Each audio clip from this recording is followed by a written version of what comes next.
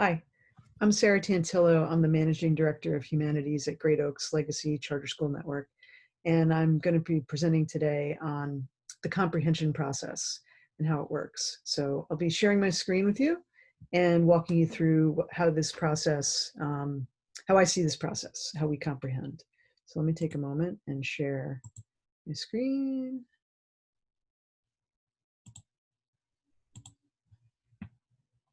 Okay, great. And let's play from the start. Boom. All right, great. Okay. So our objective today is to review the comprehension process and apply it in order to strengthen literacy instruction.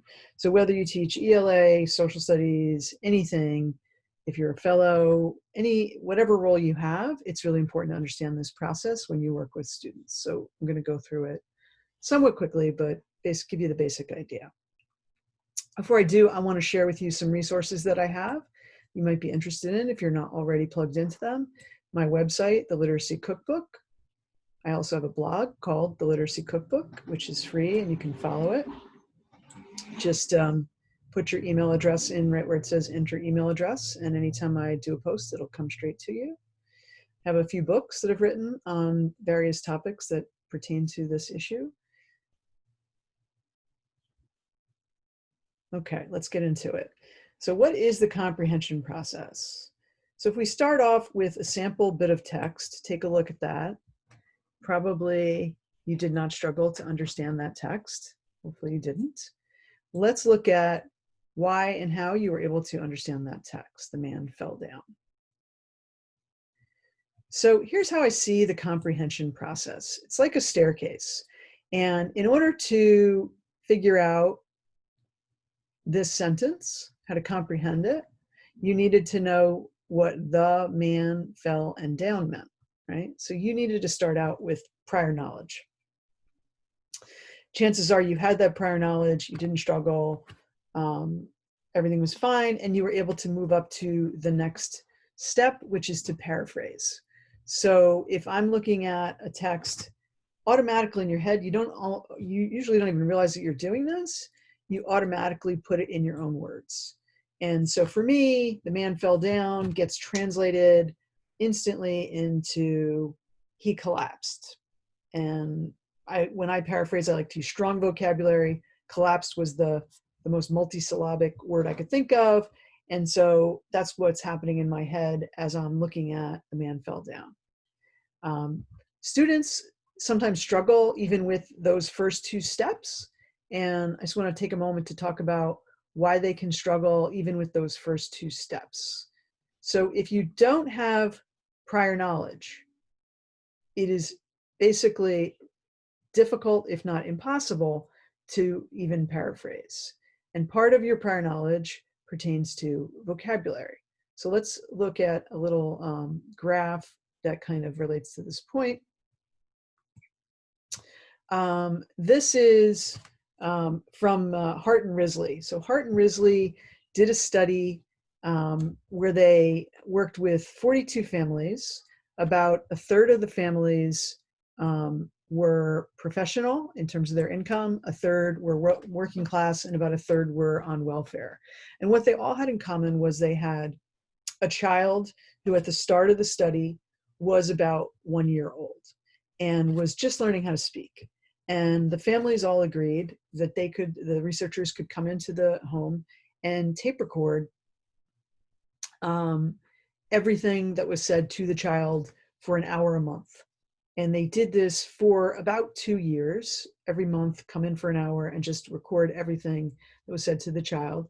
And they transcribed it. And what they found, one of the things that they found is demonstrated on this graph, which is that if you extrapolate out the number of words that were spoken to the child, so basically there was a gap. Let me just back up for a second. There was a gap in the number of words spoken to the children from professional families versus the welfare families, and the gap was about 1,500 to 1,600 words per hour. So the kids from the wealthier families heard 15 to 1600 more words per hour. Think about that. And so every hour there was this gap in the number of words spoken to the child. And they extrapolated out, and you can see on this graph, if you extrapolate out from when they're a year old to 2 years old to 3 years old to 4 years old, etc., by the time all these children got to school, the gap would be about 30 million words between the kids from the professional families and the children from the families that were on welfare. And so some people call this the word gap. I call this the explanation gap, because if you're not hearing as many words or sentences, essentially you're not getting as much practice in hearing explanations or reasoning, logical thinking. So it's really not just a word gap, it's an explanation gap. And so if you go back to our comprehension process staircase, just to get up to the first step, you have to have some vocabulary, and you have to have a sense of what basic words mean in order to then be able to paraphrase them. And even when you try to get onto the next step of asking questions, you need to be able to ask logical questions. So, for example, in this case, if I said the man fell down, what are some logical questions you might ask in that situation? If I said the man fell down, take a moment, just take like 20 seconds, think to yourself, what are some questions you might ask about the man?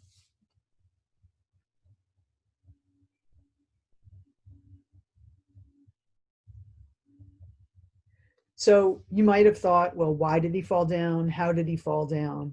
Those would be logical questions to ask. Or was he hurt? If you're a nice person, you might ask that. But how many people might have asked, like, what color shirt was he wearing? You probably wouldn't ask that question because it's not really a logical question to ask. But you may be working with students who might have asked that question. And I want you to watch what happens to those students as we go through this process. So if I ask my question, why did he fall down? I use all of my prior knowledge, right? If you look at the staircase, it's really intentionally showing that you're building your knowledge. So I use my prior knowledge in order to ask a logical question, why did he fall down? And then I use all of my prior knowledge to get to the next step, which is to answer that question. So I think about and this, again, it happens in your head so quickly, you don't even realize that it's happening. But you think about what you know about falling, right? And I have a lot of experience falling on basketball courts a lot, tripping downstairs. I used to do Aikido, which is this martial art where you're supposed to fall down a lot. And apparently I was really good at that part of it. Saw a man have a seizure at a football game and he fell down. So all of this stuff rushes through your head, again, really super quickly. And then you come to a conclusion. You draw an inference. And so in my case, I would draw the inference, maybe, because I don't know for sure, it's an inference, maybe he was sick. Now, if I just said maybe he was sick, you'd say, well, that's just sounds like a guess to me. How do you know? And so there really should be an arrow next to draw inferences that says explain. And because inference and explanation really have to go hand in hand. So if I said maybe he was sick, I'd have to follow that up with, because I know from my prior knowledge, healthy people do not just suddenly fall down. And they didn't say anything about him tripping over anything. So I'm going to go with my inference that he maybe was sick. And so, great, that's where I am. I'm on the level of drawing inferences and explaining them in my head. And then I read the next bit of text. This is what we do, right? Read the next bit of text. And the next sentence says, he should have worn those shoes with the Velcro straps.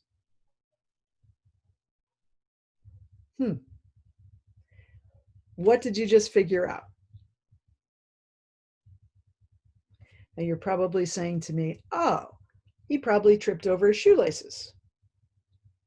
But wait a second, the sentence didn't mention shoelaces. He should have worn those shoes with the Velcro straps. And I've given this workshop literally hundreds of times, and people usually say, oh, he tripped over his shoelaces. And I'm like, but how do you know?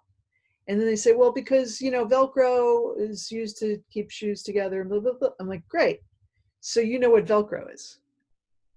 But what happens if you're reading that sentence and you don't know what Velcro is, right? What do students often do when they see a vocabulary word that they don't know? They do a few things, right? One is they just skip over it. Nothing to see here, just keep it moving. Another thing they do is they use their prior knowledge, whatever it might be, to try to guess or figure out what they think that word might mean. And that's not a bad strategy, but here we are in this situation. I don't know what Velcro is, and all I know is this guy is sick. So now I'm like, oh my God, he's got Velcro. Is he gonna die? Is that contagious? Is that like COVID-19? Oh my God. And it sounds ridiculous because we know what Velcro is, but just put any other word in there and you can understand how this could become confusing really quickly. And then watch what happens to that student who's like, oh my God, this poor guy, he fell down, he's got Velcro, he's, you know, probably contagious, he needs to go to the hospital, all kinds of problems. And then they keep reading and there is no mention of hospitals, doctors, medicine, nothing. And they get really frustrated and confused and they say, this is stupid. And what they really mean is, I feel stupid because I'm confused. I don't understand. And, you know, as teachers, anybody who works with a student who says this is stupid, we have to remember to be calm about this and to not take it as a personal attack, because they don't often say it in a really polite way. They say it very, you know, defensively and sort of aggressively. This is stupid. And, you know, you got to just hold your thoughts for a moment and just realize that they're giving you useful information. And they're telling you something that probably other students in the room may be feeling, which is, I feel confused. I don't understand what's going on. I need help. And I'm just letting you know. Not in the most productive way necessarily, but I am letting you know.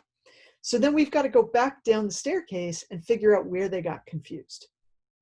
It may be just the sentence before. Oh, you don't know what Velcro is? Let me explain. Now can you figure out what probably happened to this guy?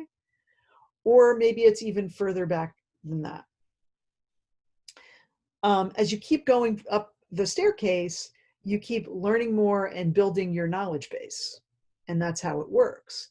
And one of the cool things about doing this process is that you start to, as you question the text, you start to figure out more things. Now, this is really important to constantly question the text. If you look at this staircase carefully, you'll notice that good readers, ask questions relentlessly. They ask questions, these questions enable them to draw inferences, they read more, they paraphrase more, they ask more questions, etc. Asking and answering questions about a text is a second grade standard. To ask who, what, when, where, why questions and how questions, that's a really important skill to have. And if we are working with students who don't know how to do both, ask and answer those questions, those 5W and H questions, we need to immediately start to work on that with them. Because if you don't ask why and how questions, you will not get to the level of inference.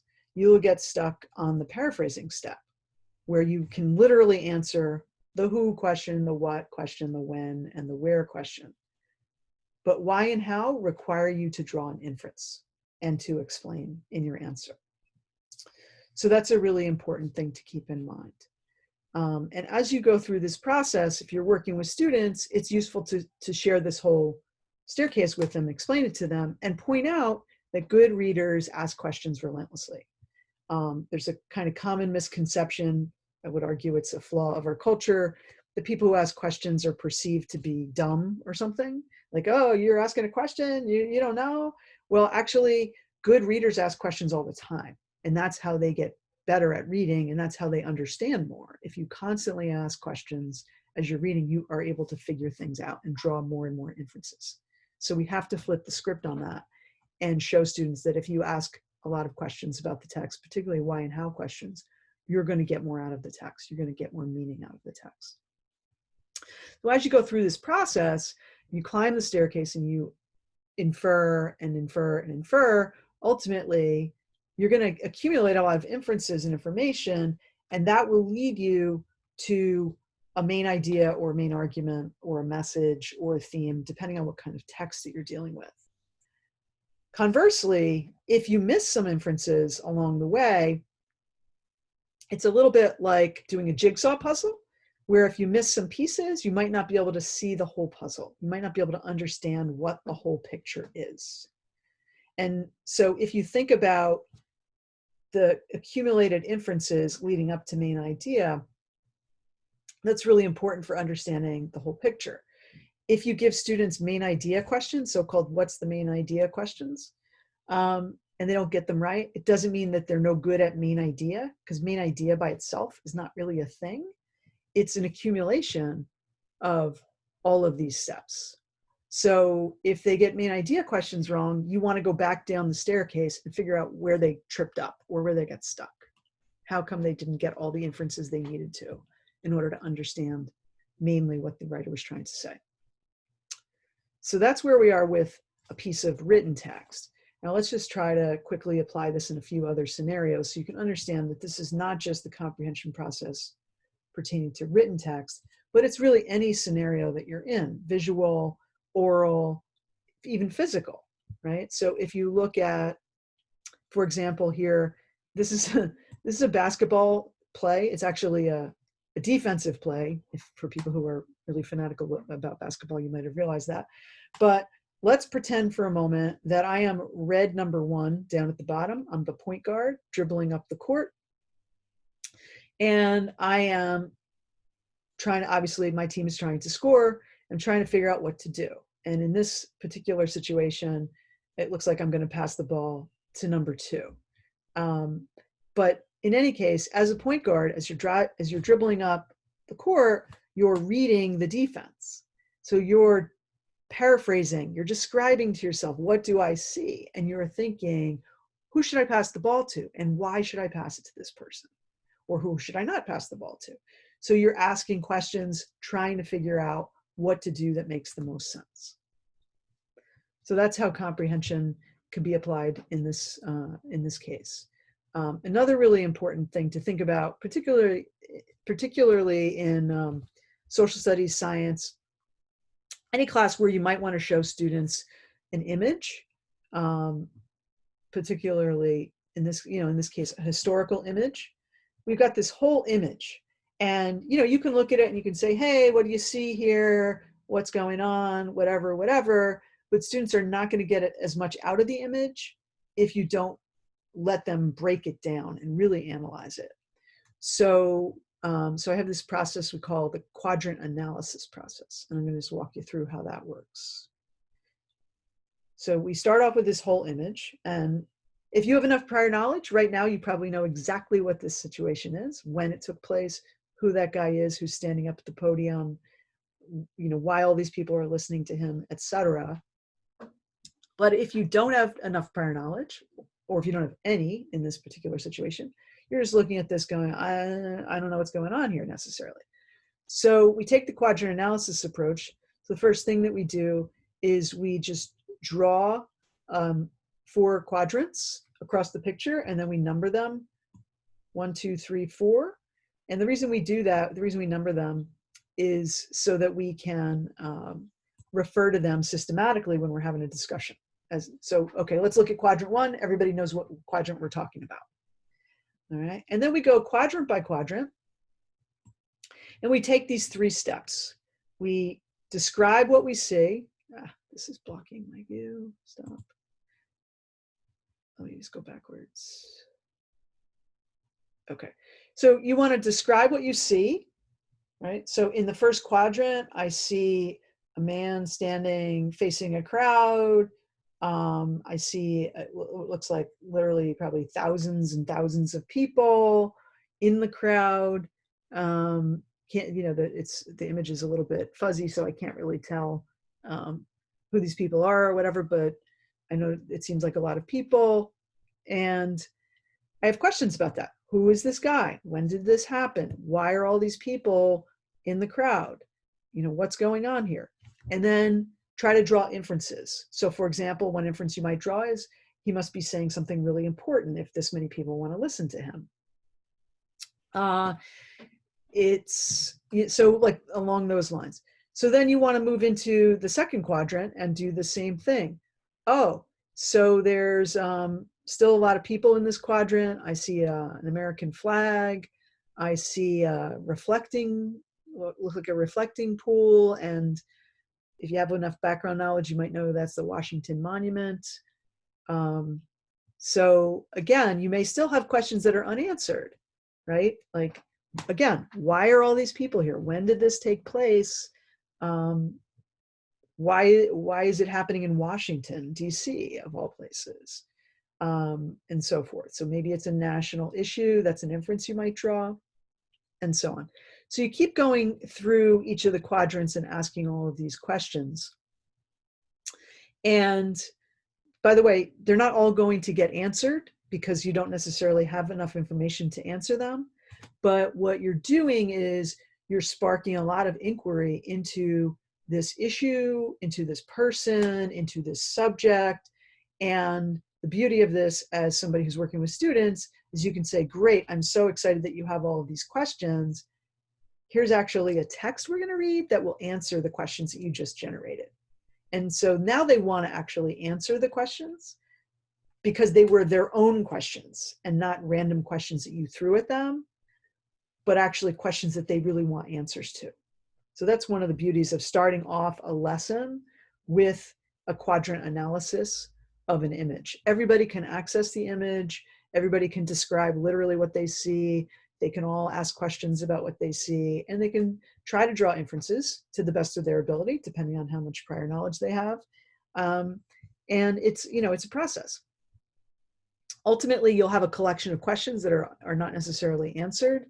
And when you get to the end of this process, the other thing you want to think about is, now that we've got all these ideas, kind of what do we think are some main messages of the whole image, right? When you see the whole image, you think about a person who is portrayed standing with his arms at his sides in this way, almost like a Christ figure, and you see the American flag in this image. There's some kind of patriotism that's being called into question around whatever this issue is that he happens to be talking about. Clearly, it's very important. A lot of people are taking pictures. There are thousands and thousands of people listening to this person. And Dr. Martin Luther King Jr. Had a lot of really important things to say, and we can just go right in and read the speech of what he said on this particular day, and that will answer a lot of your questions. So, this is a really exciting way to launch into to a lesson. And again, it's building on that comprehension process. If you think about it, right, describing what you see is paraphrasing the text, asking questions, and then drawing inferences. So you're applying the comprehension process, not just to words, but also to images. So that's what we're focused on today. I'm going to take a moment and just ask you to jot down some key takeaways. And if you have any questions, feel free to reach out to me. I'm happy to answer. Thank you very much.